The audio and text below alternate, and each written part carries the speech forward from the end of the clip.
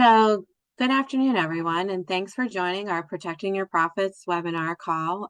This is the third month in a row now that I've been sharing markets and updates with you. For this month, we've actually invited a longtime favorite at the center. We've invited Zach Myers back from Maryland and Virginia, just to share a look at the markets and talk to us a little bit about what's going on with supply and demand. So welcome, Zach, and why don't you start out by giving us a little bit update on how you're doing and what your new role involves.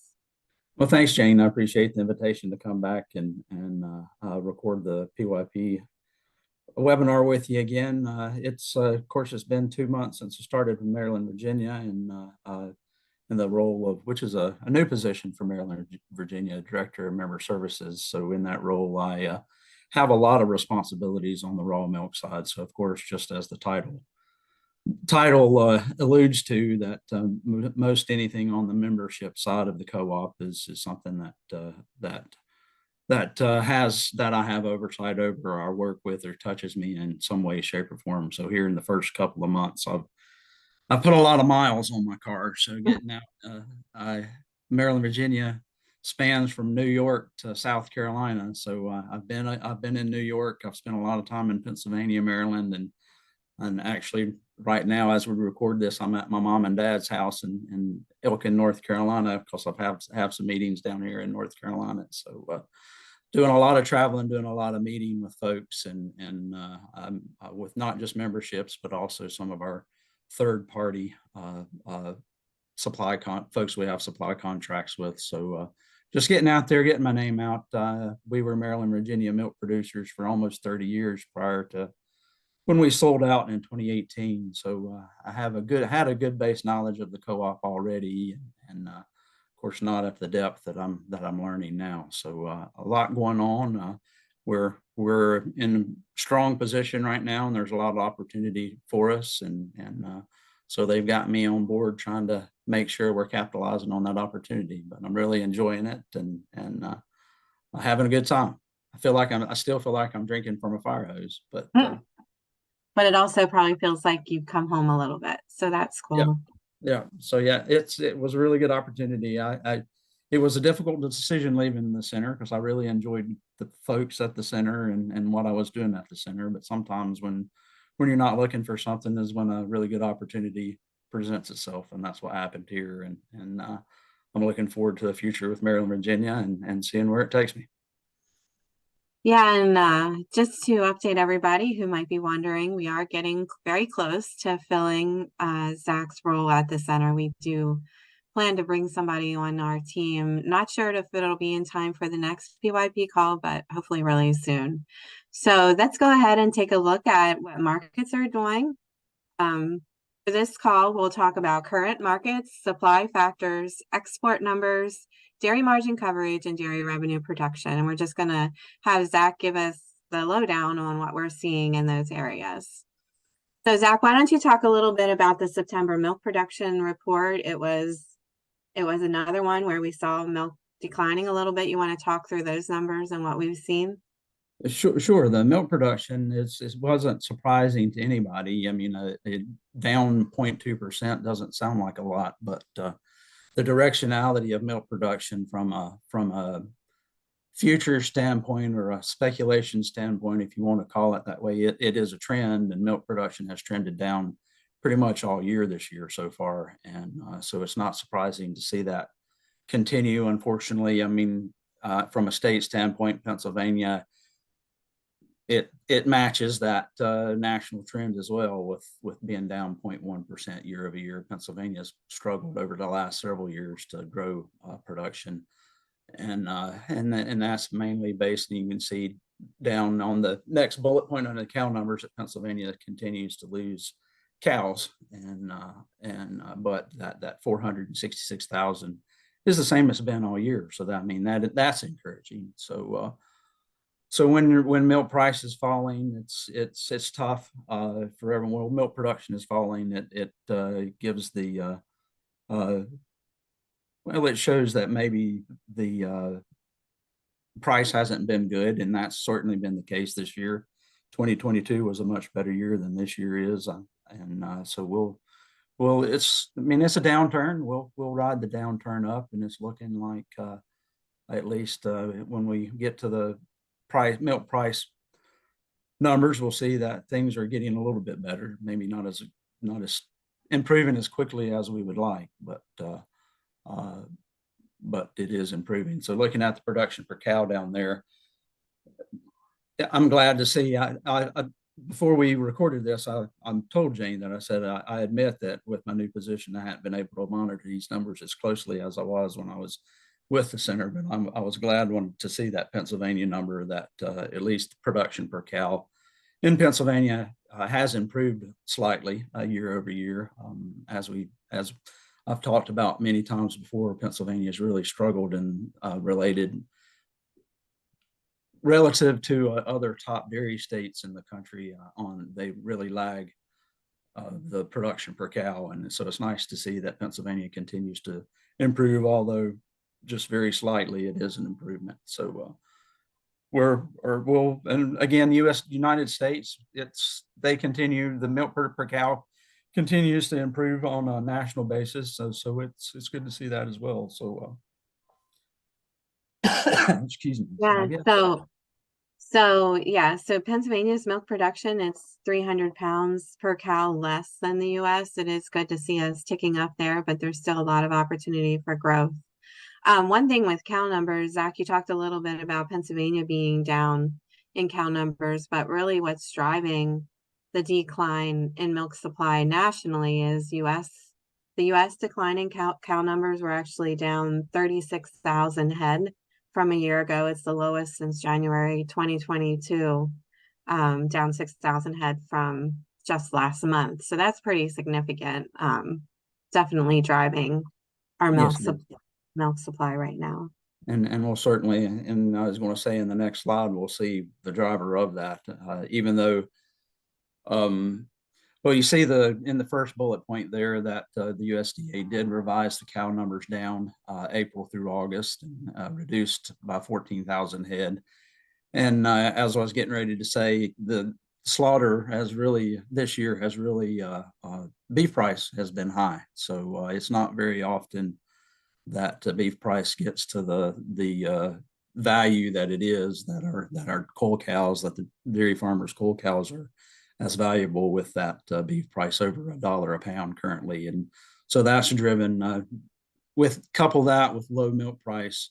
There's not many cows that at farms that don't need to be there. So when the beef price is high and milk price is low, I know I did it when I was managing the dairy, that I didn't keep cows around as long as maybe I would have if milk price is good. So we're seeing, although September dairy cow slaughter was down year over year compared, so less cows in September this year went to slaughterhouses than did last year, which sort of in a way makes sense. I mean, September we sort of hit a bottom in August on the milk price, and September it's starting to improve. So it sort of makes sense that at least in September, dairy cow slaughter numbers are down, and with a slightly improved milk price. So we'll see how that goes. Year to date, the dairy cow slaughter is nearly 2.4 million head, and even with September's decline, that's still a 4.5% year over year increase for the same time period last year. So again, that's low milk prices coupled with high beef prices. Cows aren't staying around as long as they were if milk price was good, and that's driving the decrease in cow numbers. And it's not very often that you can sell a heavy coal cow and basically almost have enough money to buy a replacement. So that doesn't happen very often in the dairy marketplace. So I know replacement prices are up relative to where they were starting the year, and a lot of that is heifer supply. A lot of things have led to a reduced number of heifer supply. Dairy farmers know it's expensive to raise a heifer, so dairy farmers tend to not raise as many heifer calves now as they were before. So it's important to note that as well.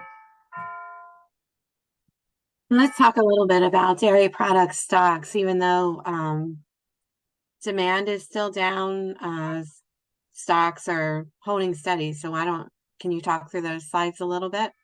Sure, yeah.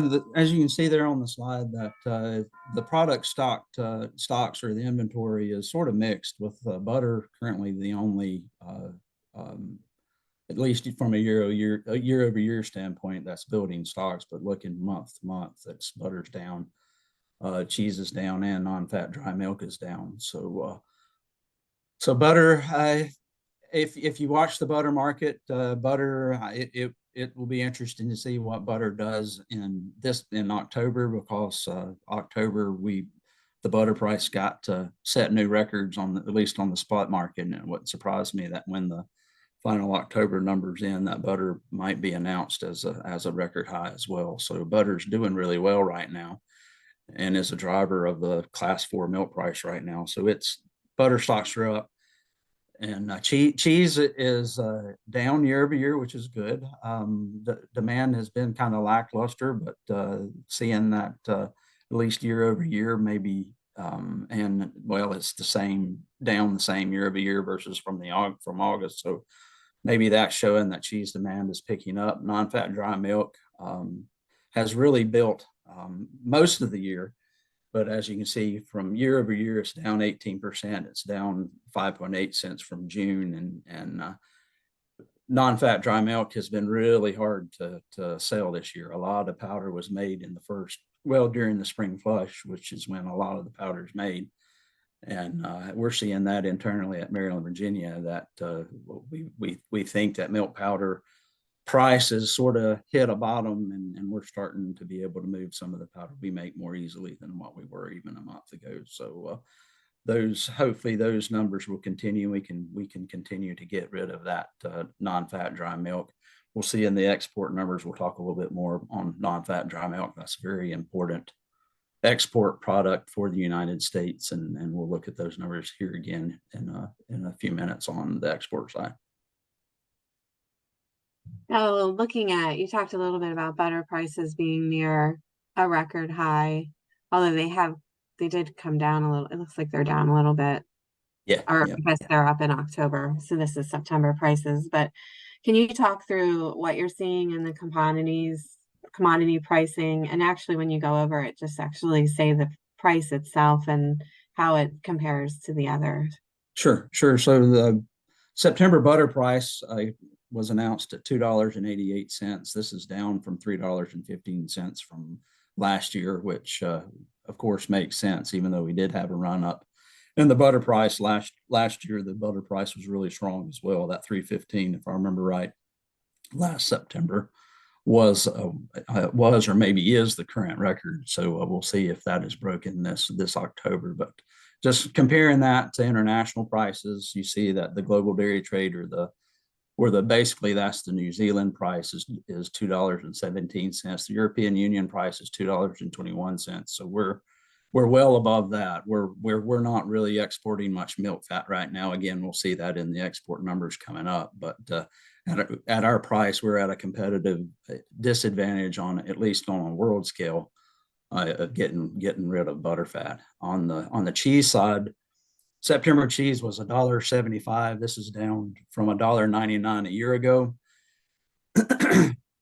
And it's looking at the international numbers there. Global dairy trade at $1.83 in the EU at $1.73. The $1.75 cheese price is a pretty good competitive number.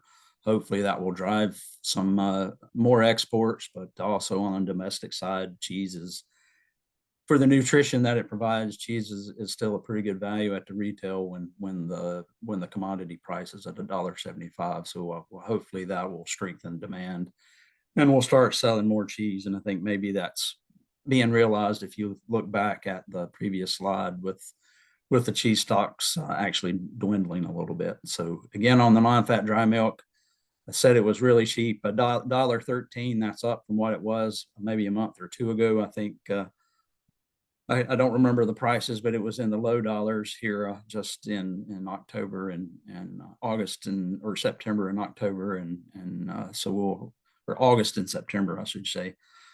But that $1.13 is compared to $1.56 a year ago. Global dairy trade $1.09, EU $1.03. So again, we're relatively competitive. in on the international market. And again, we'll look at those export numbers, but non-fat dry milk is about anywhere from 70 to 80% of the powder produced in the United States is exported. So it's a very important product for dairy export. So we'll look at that again here in a minute. Let's talk a little bit about August dairy production, along with the cold storage numbers. This kind of shows where we are with product and what kind of and demand. So, Zach, why don't you tell us what the production report told us this month? So butter's at about 140 million pounds of production. This is down 12.1% from last year, and it's down 2.1% from July. Butter or cream has been really tight over the last couple of months, and so there just hasn't been as much cream available to be churned into butter. So that's part of the explanation as why butter production is down, is just the cream's been going into some other things. So that's good for the other things, but for an actual butter commodity, it's not, because it's not less product. But if we'll think back to the price, I mean, it's all price, demand and supply related. So when you look back at the price, butter is really expensive. When butter is expensive, consumers don't buy as much of it. So why would you make a lot of something that nobody's going to buy? So that cream's getting moved to somewhere else into products that are buying. Ice cream actually has been doing really well. It usually tapers off this time of year, but of course I haven't seen any real recent numbers. But in August and September, ice cream sales are still doing really well, even though they start tapering off after hot weather's over. So we'll see how that goes in the future. But cheese at 1.154 billion pounds is down 0.2%. 0.2% doesn't sound like a lot, but when you think about numbers in the billions, it at least in your mind, I don't know what that 0.2% is without doing the calculation, but that's probably a pretty large figure in the millions that it's down. And then it's also down from July, and so again, it comes cheese exports have been off, demand's been off. So again, with demand down, why would processors? There's no financial incentive for processors to make a lot of cheese if it's going to be difficult to sell.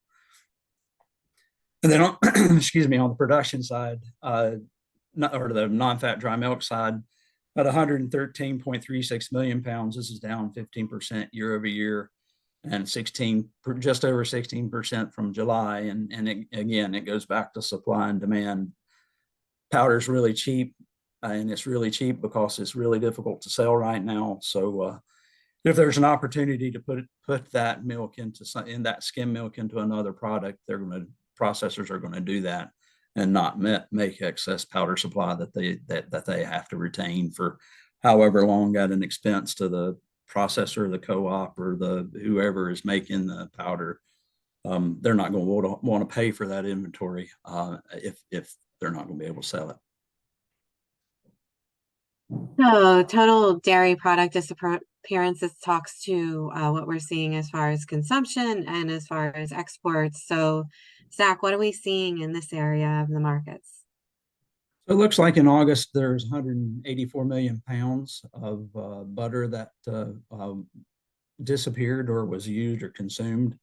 This is up 5.1%. Of course, I've been talking about how butter is expensive and nobody's buying it, but here you've got August that it's up, and that just August butter price hadn't peaked yet. So of course these numbers are all delayed relative to the present, and so it'll be interesting to see with the run up in price in September and October if those disappearance numbers stay positive. Exports were down 29%. I already talked about that a little bit with our competitive disadvantage with our butter price relative to international prices, which is a big reason why that's down so much. Domestic usage has been relatively strong. It was up 5.4% compared to last August, so that's positive. On the cheese side, which is American plus other style cheeses. So American cheeses are just what it sounds like. It's American cheese. It's Colby Jack. Some of those cheeses that are sort of more of those, excuse me, those cheeses that are produced here in the United States versus other companies. Other style cheeses are basically everything else, and that isn't cheddar cheese or something like that. So at 1.1 billion pounds, this is down 3.2%. Exports are down 3%, and domestic usage is also down nearly 2%. So again, we're seeing a soft demand, and that soft demand, of course, is translating into lower disappearance.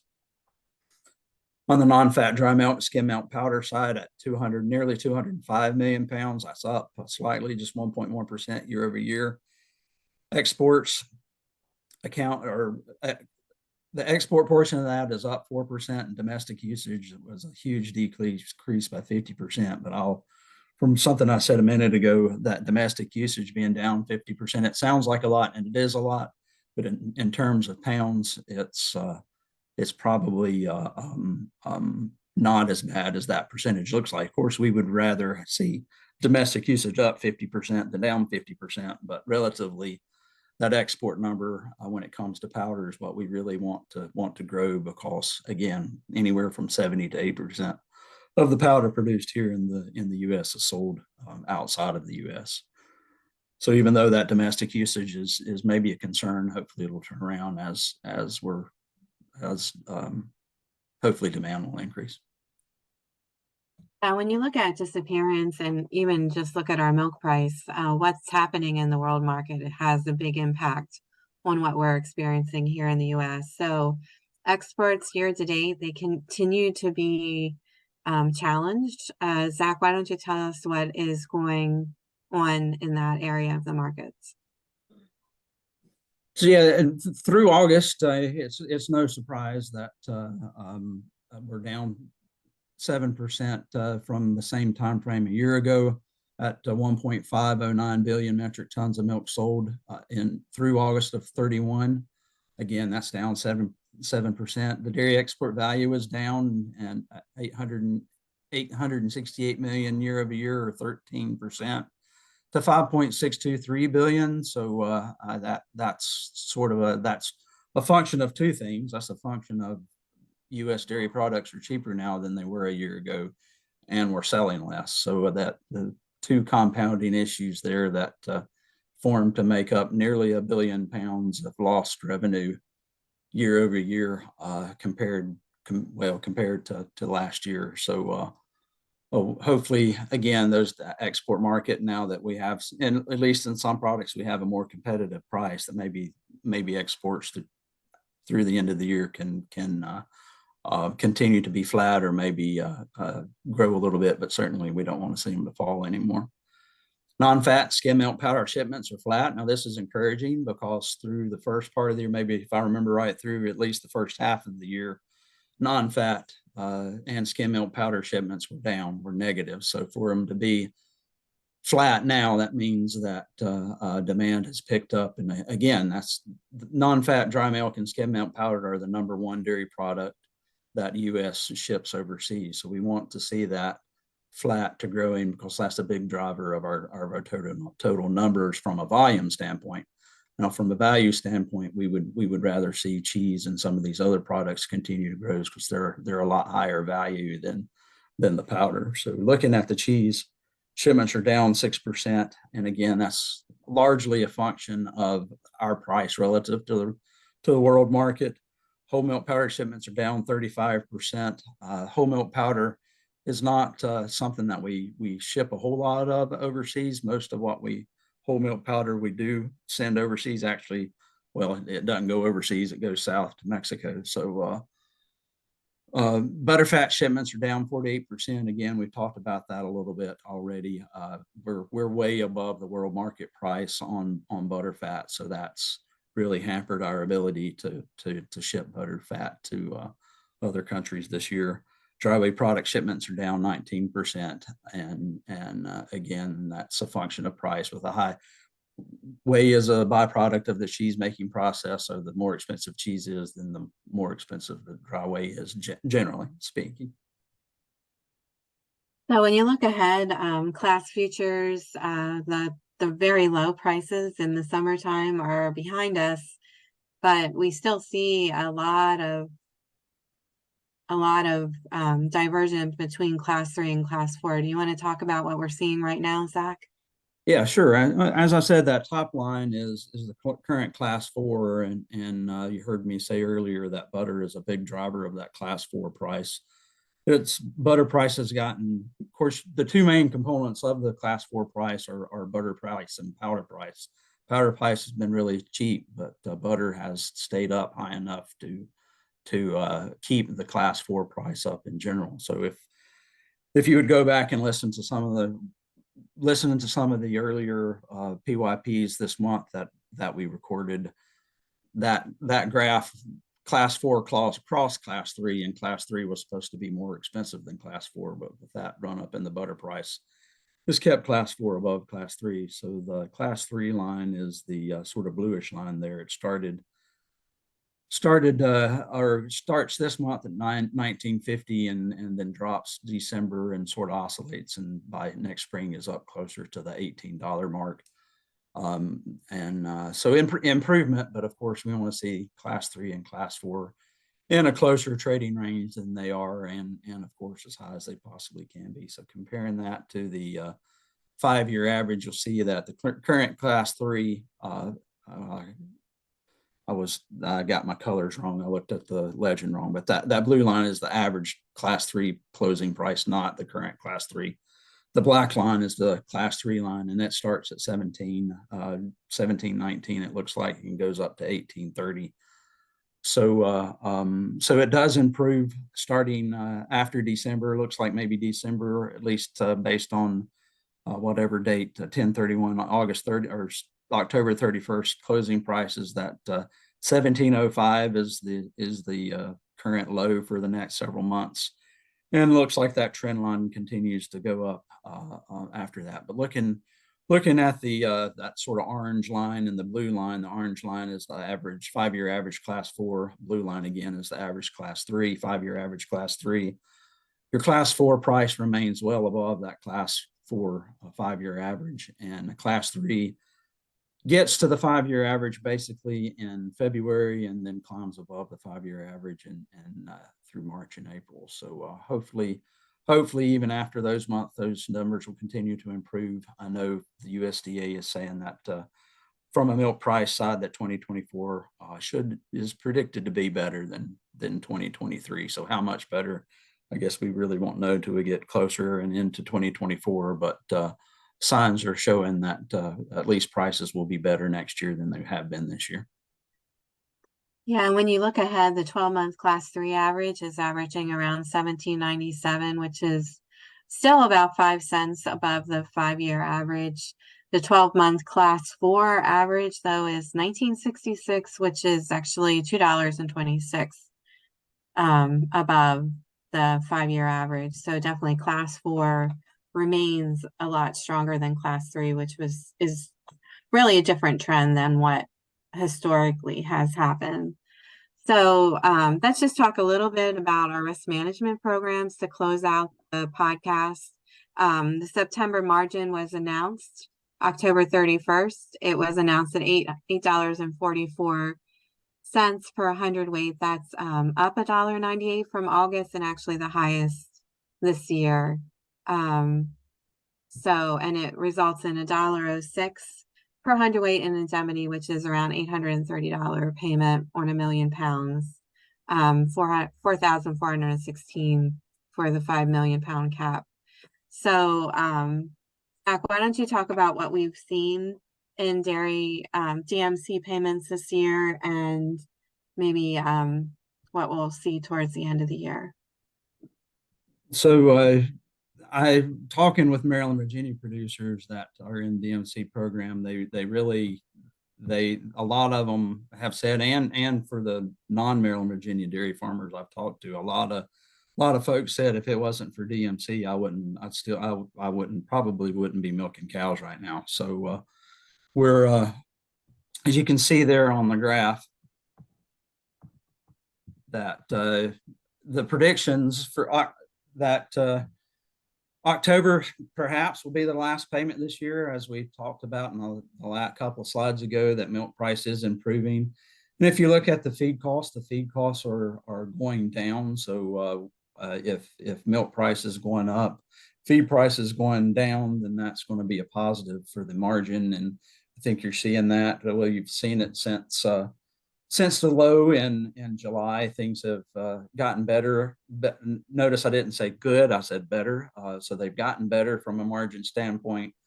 But the DMC, looking at DMC and when it was created, that 950, they put the 950 at that margin in place, as that was the sort of considered the national break-even margin on those the three feed costs that are in the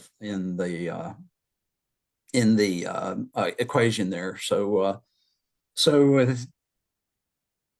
that 1973, and then it looks like in December maybe it drops back down below 19 or 950 again. So it is going to improve. We'll sort of have to wait and see there.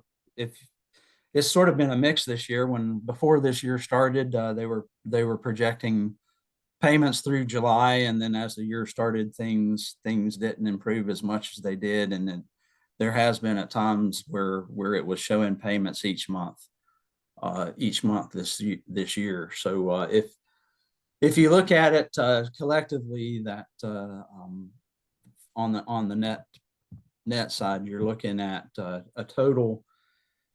For those that enrolled in dairy margin coverage this year, you're looking at a net benefit of over $24,000 per 1 million pounds of enrolled production history up to that 5 million pound cap. Or if you're a dairy operation that maxes out that 5 million cap, that's a net benefit of over $122,000 for the year. So very significant dollars DMC have put into enrolled dairy producers' pockets this year to be able to cover those high feed costs and perhaps some other high input costs that dairy farmers have dealt with this year. So it's been a very important program, and we of course we don't know the status of it for next year because we don't have a farm bill. DMC is a farm bill program, and without a new farm bill, we don't know the what DMC is going to look like next year. Hopefully by the end of the year, we'll have an idea of what's going to happen, but it might end up being something like 2019 where there's not an enrollment period for 2024 and until well into 2024. If you'll remember back 2019, enrollment didn't start till like April or May, and or maybe it was June, I can't remember now, of 2019 for the 2019 program year. So nothing's guaranteed moving forward on dairy margin coverage. But I do know that the House Ag Committee and the Senate Ag Committees on the Farm Bill development, they want to keep DMC in the program. So I feel relatively confident that DMC will continue, but we really at this point don't know when it's going to continue or what it's going to look like, if they're going to change anything once they do have a new farm bill. So that's sort of a wait and see on the dairy margin coverage for next year. Thanks, Zach. So we're going to close out just talking about the Dairy Revenue Protection Program. That this is a really good program to supplement your dairy margin coverage program. It works off the market and provides you with a floor price on your milk. If for those of you who are looking at DRP, there's currently prices on the next 5 quarters, which is quarter 1 2024 through quarter 1 2025, and the prices on a 1% or 1.0 production factor at 95% protection. The first quarter is $16.95 minus 22 cents, and second quarter it's up to $17.51, and this is for class 3, and then it ranges between $17.80 and $17.24. So you can lock in a $17 floor on your class 3 price right now through the Dairy Revenue Protection, which, if anyone remembers, June and July would have been really beneficial during those months. When you look at class 4, same thing, 1%, 1.0 production factor, 95% protection. The prices are higher. Now, there's currently not a price available for quarter one, 2025, but for the next 4 quarters, there is. And you can lock in first quarter, just under an $18 milk floor on your milk price. And then for the next 3 quarters ranges from 18.36 minus 43 cents. So again, around $18 to up to around 18.50. So those are actually well above the class 4 5-year average. So those are also provide a nice floor for your dairy if you're concerned about prices falling below the 5-year average. So that closes out our PYP webinar. And Zach, I want to thank you for you joining. We miss you at the center, but we know that you're doing a great job at Maryland, Virginia. So we're excited that you're there. Well, thanks again for having me, Jayne, and I look forward to working with the center in my new position in the future. So I have a good relationship. I want to maintain that good relationship with you and the center staff, and the center does a really good job, offers a lot of really good programs for dairy farmers in Pennsylvania, and we've got a lot of membership in Pennsylvania. So looking forward to maintaining that relationship and making sure our members take advantage of your programs. Thanks, Zach, and have a great month. And like I said, next month, hopefully, possibly, we'll have the new risk education manager person on, or it might be someone like Zach or Jake Thompson again. We'll have to see. So thanks everyone for joining, and have a great month of November. Thanks, everyone.